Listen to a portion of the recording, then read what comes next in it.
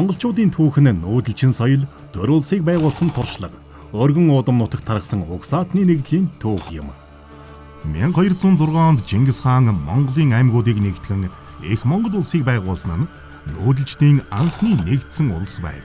Их Монгол улс нь түүхэн дэх хамгийн өргөн уудам буюу 33 сая км газар нутгийг эзэлсэн нь тухайн үеийн дэлхийн хүн амын бараг 5/1-ийг хамарч байсан юм. 16 дугаар зуунаас монголчуудын улс төрийн нэгдэл сулран зүүн ба баруун монголчууд тус тусдаа хөгжих болсон. Энэ үед баруун монгол буюу ойртын аймагуд нэгдэн зүүн гарын хаант улсыг байгуулсан нь Монголын сүүлчийн хүчирхэг нүүдэлчин төрийн нэг байв. Зүүн гарын хаант улс нь Ээлийн мөрний сав газар төвлөрөн Дов Азийн улс төрийн гол төв болж Монголын төрийн уламжлалыг үргэлжлүүлсэн байдаг.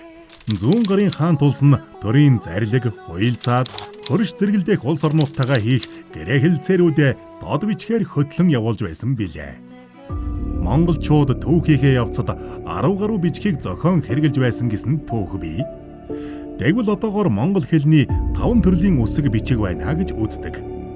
Дод үсгийн тухай 1648 онд уламжлалт монгол бичгийг боловсронгуй болгож аваа зүйн хувьд илүү тодорхой нэг аваа нэг тэмдэгт зарчимд ойртуулснараа онцлогтой. Дод бичих нь үгийн дуудлагыг илүү нарийн тэмдэглэдэг тул унших, сурахад харьцангуй хялбар байдаг. Дод бичиг зохиогдсноор ойрдын утга зохиолын хэл бий болж шашин соёл, ангаах ухаан, түүх, орчуулга зэрэг бүхий салбарын ном зохиол тус бичгээр бичигдсэн байна.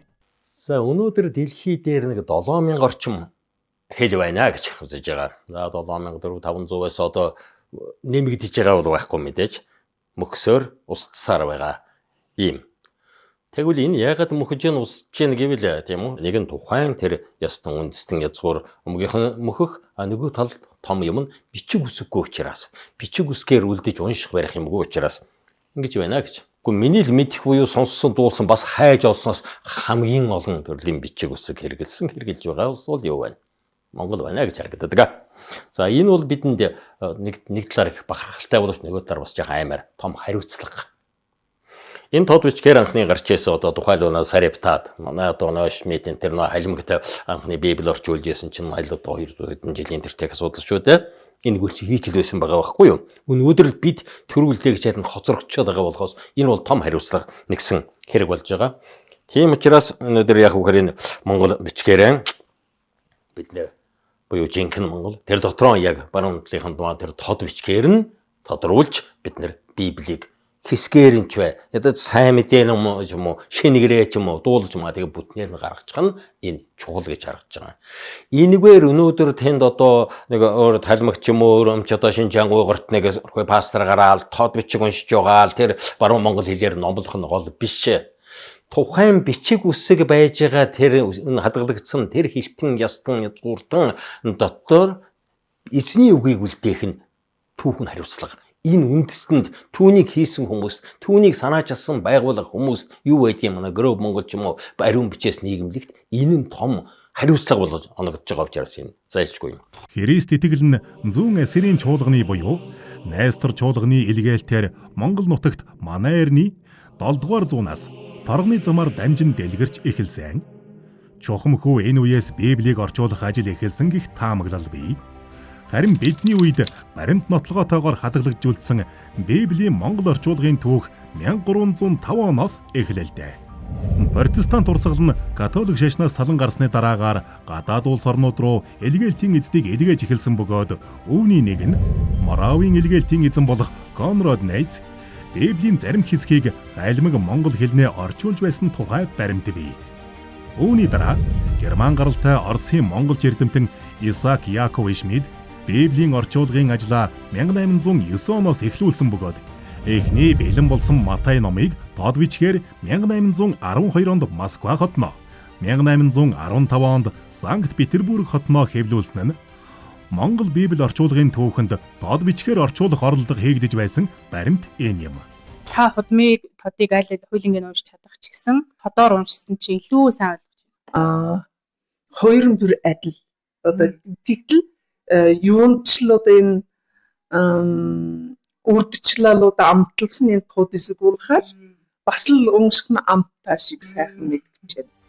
Тэгвэл Шинжаан дахь Христ итгэгчийн хувьд Бурхны үгийг их хэлээр ойлгоход доод бичиг чухал байр суурийг эзэлсэн хിവэрэ байгаа юм. Наривчилсан статистик мэдээлэл хомос байгаа хэдий ч ерөнхий үнэлгээгээр 200,000 орчим монголчууд байдгаас 50-аас дээш насны хамгийн багадаа 20-оос 30,000 хүний бичгийн хэрэглээ доод бичигдээр суурилж байна.